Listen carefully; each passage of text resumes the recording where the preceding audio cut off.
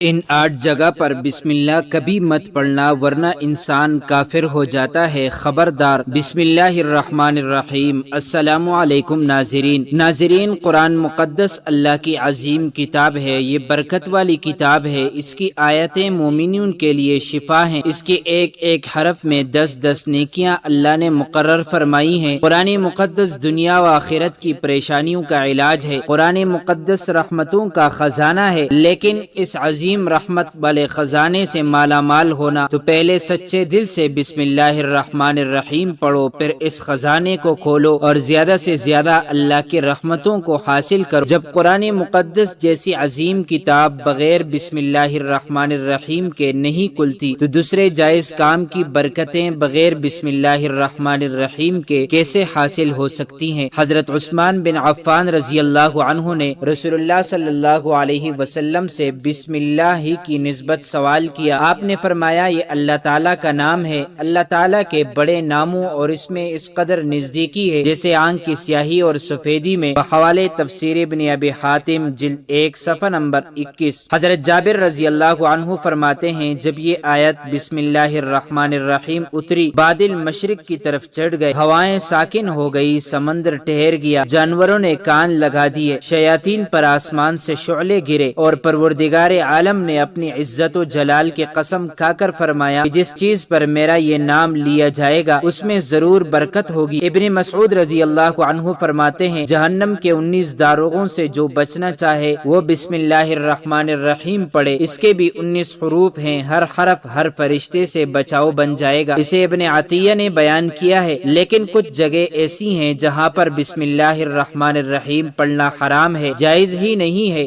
بلکہ بعض کے ہاں تو انسان کافر ہو جاتا ہے۔ ہر انسان جہاں چاہتا ہے پڑھ لیتا ہے، کچھ لوگوں کی ایسی عادت بن جاتی ہے کہ وہ ہر کام کرنے سے پہلے ایک دم بسم اللہ الرحمن الرحیم پڑھتے ہیں، تو کچھ ایسے بھی جگہ ہیں جہاں پہ بسم اللہ ہمیں نہیں پڑھنا چاہیے، جہاں بسم اللہ انسان اگر پڑھے گا تو وہ گنہگار بلکہ بعض کے نزدیک کافر ہوگا۔ بسم اللہ کا پڑھنا ایسی جگہوں پر، ایسے مقامات پر جائز ہی نہیں ہے۔ اب آپ یہ سمجھ لیجئے کہ کون سے مقامات پر بسم اللہ پڑھنا چاہیے، کن مقامات پر بسم اللہ نہیں پڑھنا چاہیے۔ ناظرین، آپ نے سنا ہوگا کہ ہر کام شروع کرنے سے پہلے بسم اللہ الرحمن الرحیم پڑھنا چاہیے، کیونکہ بسم اللہ الرحمن الرحیم کا معنی کہ اللہ کے نام سے شروع جو بڑا مہربان نہایت رحم والا ہے، یعنی ہم کام کو جو شروع کر رہے ہیں وہ اللہ کے نام سے شروع کر رہے ہیں تاکہ اللہ تعالی ہمارے اس کام میں برکت عطا فرمائے۔ بسم اللہ پڑھنے کے فائدے بھی بہت زیادہ ہوتے ہیں۔ اگر کوئی انسان کسی کام کو پڑھ کے کرتا ہے تو اللہ تبارک و تعالی اس کے اس کام میں برکت عطا فرماتا ہے، اور یہ سنت بھی ہے۔ حضور صلی اللہ علیہ وسلم نے سارے مقامات پر ہمیں بسم اللہ الرحمن الرحیم پڑھنے کی تاکید فرمائی ہے، اور حضور صلی اللہ علیہ وسلم نے بسم اللہ الرحمن الرحیم پڑھنے کا حکم دیا ہے۔ اب اگر آپ کوئی بھی نیک کام شروع کر رہے ہیں، اس نیک کام شروع کرنے سے پہلے بسم اللہ الرحمن الرحیم اگر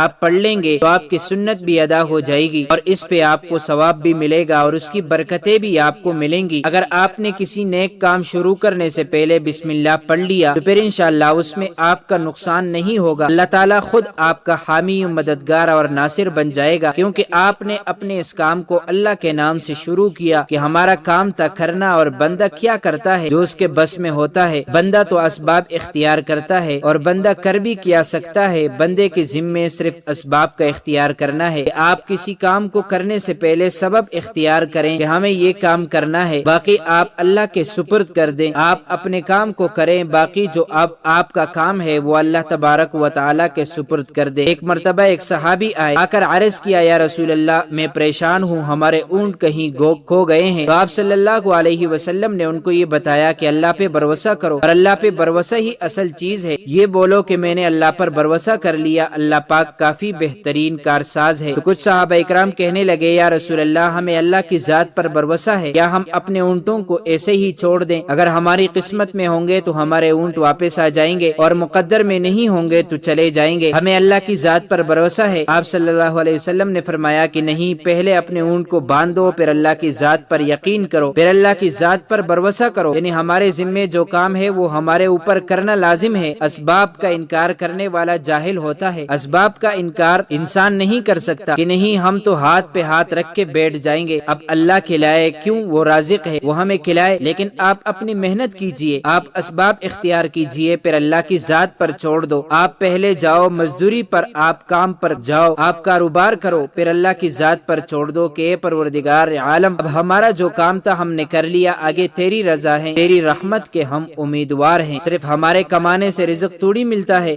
آپ نے کمایا بس کما کے لے آئے۔ اس کے علاوہ آپ غور کیجئے کہ دانے کو زمین سے نکالا کس نے، اس کے بعد پھر اس کو گیہوں کی شکل میں، پھر وہ آٹے کی شکل میں بنا، پھر وہ روٹی بنتی ہے۔ ہم سمجھ رہے ہیں کہ یہ ہماری محنت سے ہو رہا ہے، ہم نے روٹی بنائی، روٹی بنا کے وہ گوشت یا سالن یا سبزی ہمارے سامنے آئی، اس کے بعد ہم نے جیسے اس کو بسم اللہ الرحمن الرحیم پڑھ کے کھایا، تو اب ہمارے حلق پر ایک فرشتہ بیٹھا ہوا ہے، وہ فرشتہ اب اللہ سے اجازت مانگ رہا ہے۔ حلق میں ہماری دو نالیاں ہوتی ہیں، ایک نالی ہوتی ہے جو سانس کی ہے، ایک نالی وہ ہوتی ہے جس سے رزق اندر جاتا ہے، کھانا اندر جاتا ہے۔ تو یہ دو نالی بالکل برابر ہوتی ہیں اور دونوں کا ایک ہی چھید ہوتا ہے، لیکن پھر وہ اندر جا کر الگ ہو جاتی ہیں۔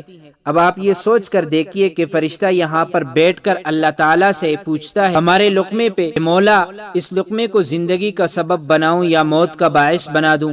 اب اللہ تعالیٰ کی اگر مرضی ہوتی ہے تو وہ لقمہ زندگی کا سبب بن جاتا ہے، اور اگر اللہ کی مرضی نہیں ہوتی تو وہ لقمہ موت بن جاتی ہے۔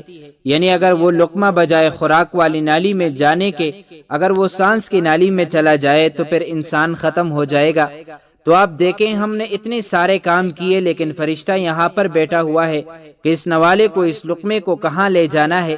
تو یہ آپ نے اسباب اختیار کیے، یعنی اس کو اسباب اختیار کرنا کہتے ہیں، اور اللہ تبارک و تعالی پر چھوڑ دیا تو نیک کام ہم شروع کر رہے ہیں، کھانا کھا رہے ہیں تو ہمیں بسم اللہ پڑھنے کی تاکید کی گئی ہے۔